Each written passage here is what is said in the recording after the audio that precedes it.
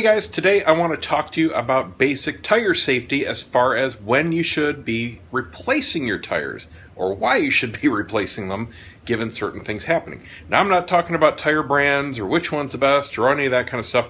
Frankly, that kind of discussion is just as pointless as which oil you should run.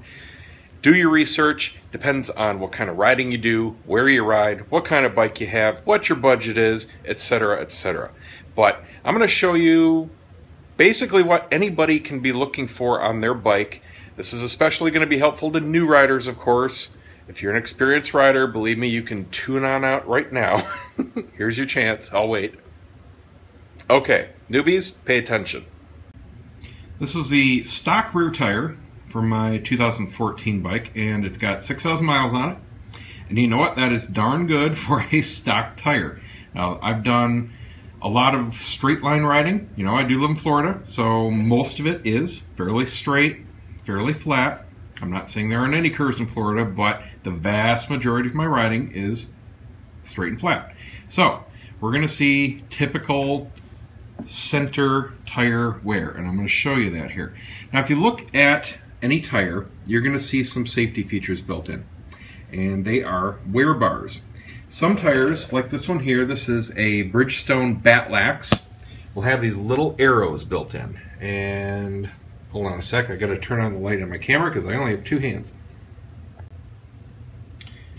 These right here, on some tires, you'll see these little arrows at certain points along the outside of the tire. Not all tires are going to have these, but what these are doing is showing you the locations of the wear bars.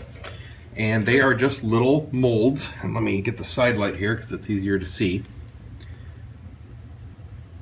Right in there you'll see a little bump, and it's just a raised rubber bump molded into the tire. And basically when your tire wears down to that point, that is when you are legally required to change your tire. You'll see them along the side on a motorcycle tire towards the edges. They can be in 2, 3, 4 different places, different parts of the tire. There's no specific spot, but different manufacturers do different things. In this case, they have them in 2 different spots. One here, towards the side, right here, and then one a little bit over, more towards the center. There we go, camera's focused. Now, obviously, my center one is wearing out a lot faster than my corner, my sides. If you are lucky enough to live in an area with more curves and straights, you're going to see them at least wear evenly. I don't think beyond a track day you're ever going to see the sides wear out first, but hey, who knows? Stranger things have happened. Usually, pretty much everybody is going to be wearing out the center at some point before the side. So don't look for these to be even. If one of them is worn down, the tire is done. You can't wait for both of them to go down. All right? So this one here, it's got a little bit of meat left. You can see that there's still some tread left. You know, if you stick your finger in the siphon here, I mean, it's got some meat. It's not like there's no rubber left on the tire. But at the point where the outside tread matches the depth of that wear bar, you've got 1/32 of an inch remaining of actual tread. And like I said, that is the legal point where you are required to change the tire. I'm not saying you have to or you should at that point.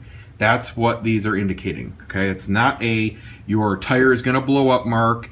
It's not a you don't have any traction mark or anything like that. It's just the legal point. So that's what they're there for. That's why every tire is going to have the exact same depth on those wear bars.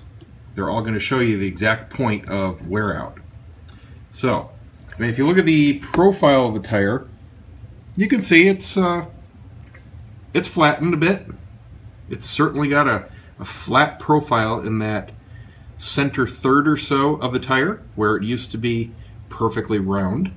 And I'd say for the last 1,500, maybe 2,000 miles, you can definitely feel it. It's not bad or anything. I mean, there's obviously lots of people that run car tires on their motorcycles, and you know, they still operate just fine.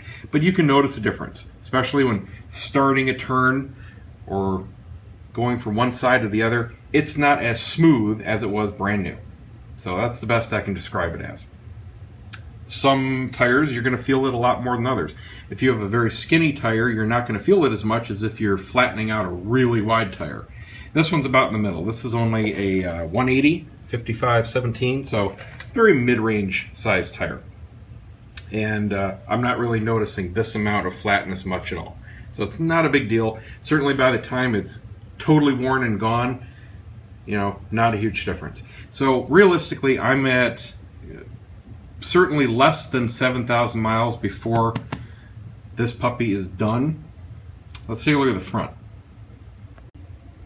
Front tire, much better shape. Visually, about half the wear. Now again, I'm going to look to see where the indicator is. Somewhere right in here. They're not always going to exactly line up, but they're also not going to be real obvious until the tire starts to really wear down. This one still has a good bit of tread left, so that's why I'm using the side light, and I can see it's right here by my thumb. Still got a lot of tread, so it's going to be hard to see that wear bar indicator. And there you can see right in the center of your screen. I mean, it's there, but it's got a lot of life left in it. Now I could, especially if I was going to reuse this brand of tire, put the same brand of rear back on, I could reuse this front tire and probably get 2 rears to 1 front. That is certainly an option if you want to save, you know, 100, 150, 200 bucks, whatever you're going to be spending on your front tire. That is certainly an option. I'm switching brands, so I'm going to be doing both at once and simply going to be throwing away some of the usable life off the front because I don't want to mix and match.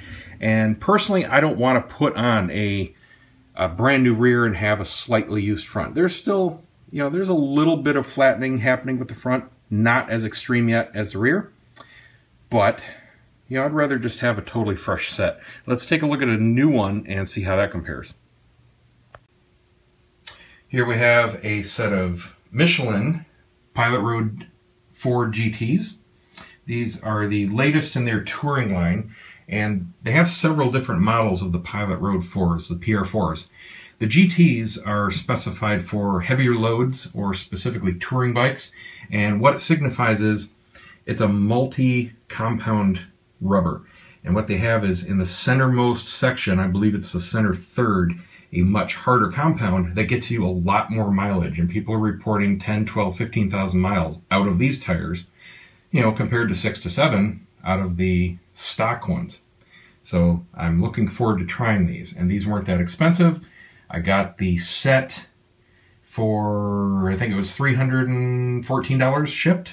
So not a big deal there. It'll be well under 400 mounted. I would expect to pay about $25 per wheel to bring it in. And again, a tip on saving money doing that: take your wheels off your bike, bring it into the shop that way, save yourself some big labor charge there.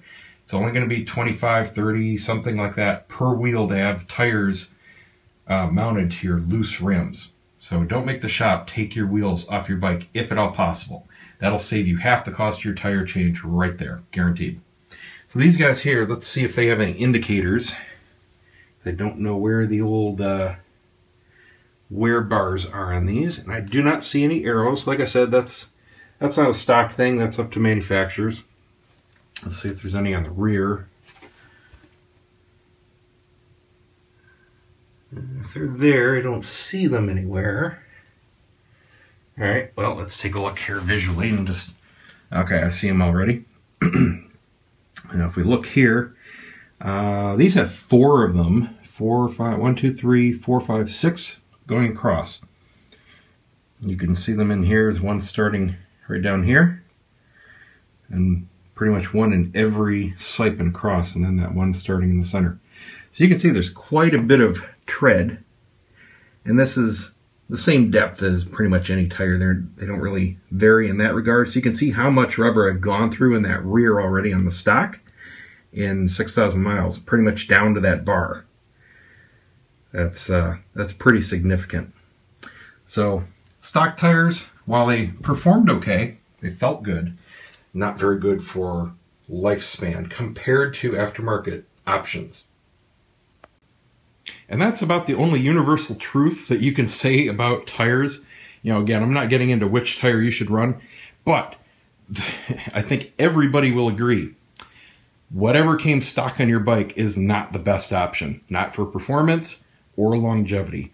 Maybe a good budget price, but if you want the best real use out of them, you're going to have to go with a third-party option. So that's why I'm switching.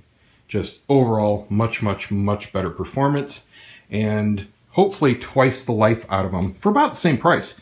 These Batlaxes, they're the same price as the Michelins, so it's really a no-brainer.